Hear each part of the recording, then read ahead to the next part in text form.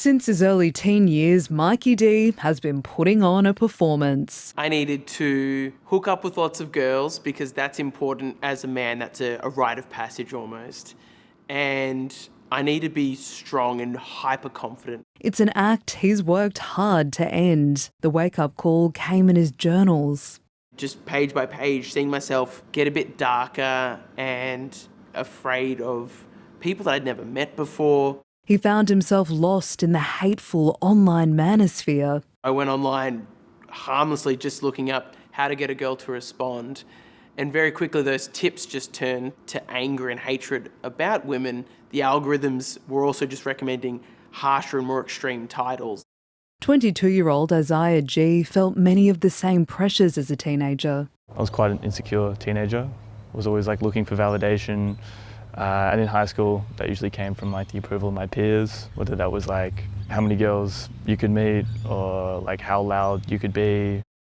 When confused about relationships and sex, he turned to pornography. It definitely distorted my perception of women generally. I think made me sexualize most of my relations to even female friends or co-workers. A new study of 1,400 young people has found many teenage boys feel pressure to appear confident and strong, and that being thought of as gay makes them seem less manly. The majority of boys had watched porn, many of them regularly. But many were bothered by sexist jokes and the harassment of women. We've got to make sure parents have the resources to have conversations with adolescents to address contemporary issues that are impacting them. Increasingly, pornography is violent. Adolescents are telling us that it's shaping their relationships. What skills are we giving adolescent boys to deal with rejection?